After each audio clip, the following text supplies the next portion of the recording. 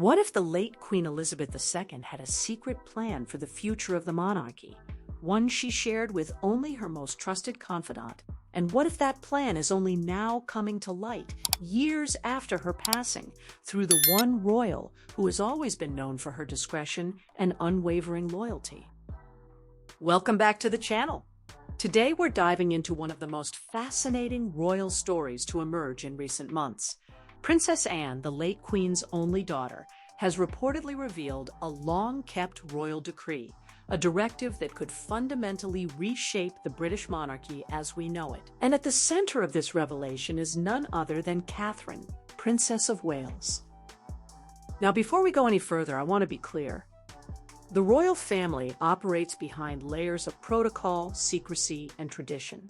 Much of what we're about to discuss comes from senior royal sources, credible insiders, and the broader context of decisions that are playing out in real time across the monarchy. So let's break this down piece by piece. If you find this video insightful, make sure to hit that subscribe button and the notification bell so you never miss an update on the royal family. The Queen's long-term vision.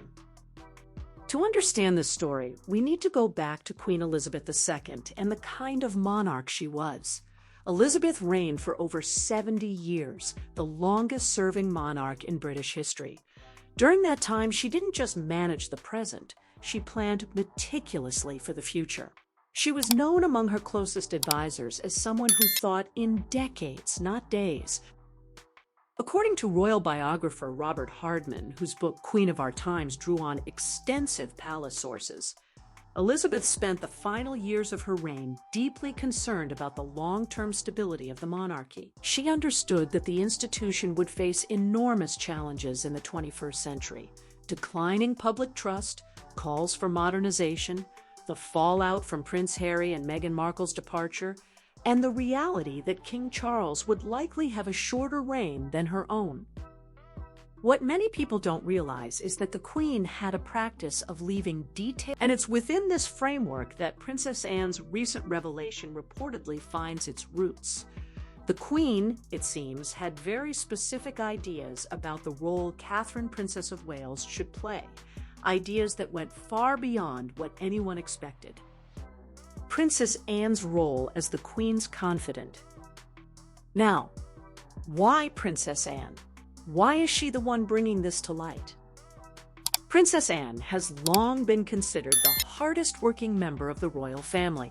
In 2023, she carried out over 450 official engagements, more than any other royal. In 2024, even after suffering a concussion from an incident with a horse on her Gatcombe Park estate in June, she returned to duties within weeks and continued to lead in terms of public appearances. But beyond her work ethic, Anne held a unique position in the Queen's inner circle. Multiple royal historians, including Hugo Vickers, have noted that Anne was the family member Elizabeth trusted most with institutional matters. They shared a pragmatic, no-nonsense approach to duty. They understood each other. According to reports that emerged in early 2025 from sources close to the Princess Royal, Anne has been gradually sharing elements of her mother's wishes with senior family members, including King Charles. These conversations reportedly intensified after Catherine's return to public life following her cancer treatment in 2024. And the core of what Anne has shared has sent ripples through the palace. The essence of the decree, as it's being called, centers on Catherine being positioned not merely as a future queen consort, but as the operational heart of the monarchy's public-facing mission, a role that carries far more weight and independence than tradition would normally allow.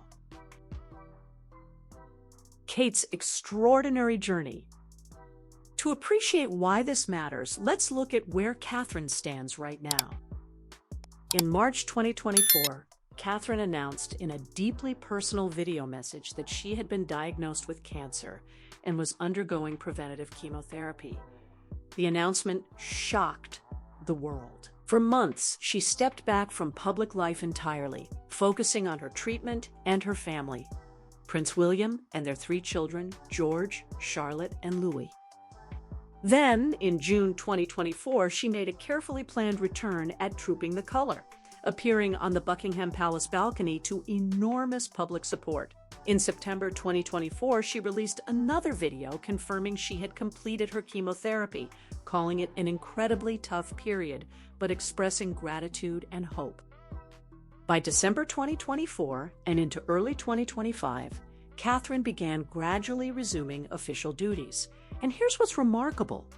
Her return was met with an extraordinary outpouring of public affection. Polling by YouGov in late 2024 showed Catherine as the most popular member of the royal family, with approval ratings above 70%.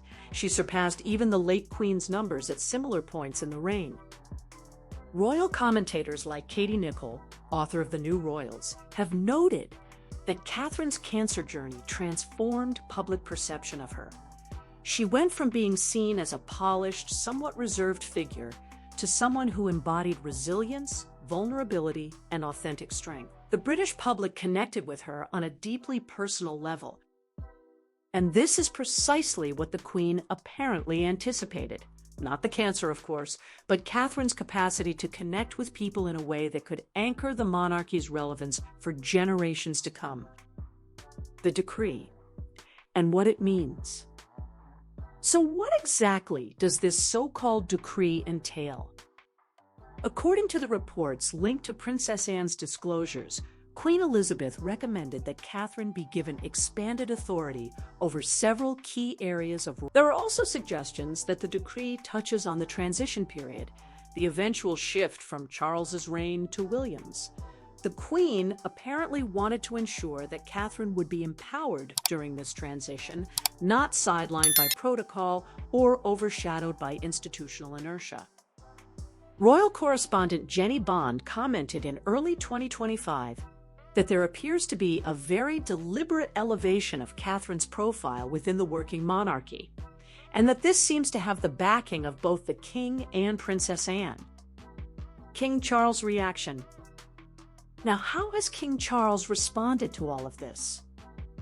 Reports suggest the King's reaction has been complex. On one hand, Charles has publicly supported Catherine throughout her health journey. He himself was diagnosed with cancer in early 2024, and the two reportedly developed a closer bond through their shared experience. Charles has spoken warmly about Catherine in private, according to palace sources, and has expressed admiration for her resilience. On the other hand, the idea that his mother had mapped out elements of the monarchy's future in this level of detail, potentially without his full knowledge, is said to have been surprising, even unsettling for the king. Charles spent decades waiting to ascend the throne, and he has his own vision for a slimmed-down, modernized monarchy. Learning that his mother had her own parallel plans, entrusted to Anne rather than to him, reportedly created a period of reflection within the family. However, as of early 2025, the indication from royal insiders is that Charles has what we're witnessing may be one of the most significant behind-the-scenes shifts in the modern monarchy. Catherine, Princess of Wales, is no longer just the future queen consort waiting in the wings. She is being positioned as a transformative figure, someone the late Queen Elizabeth herself believed could carry the crown's legacy into a new era. Thank you for watching. If this video gave you a new perspective on the royal family, please like, share, and subscribe. Drop your thoughts in the comments. Do you think the Queen's decree will reshape the monarchy? We'll see you in the next one.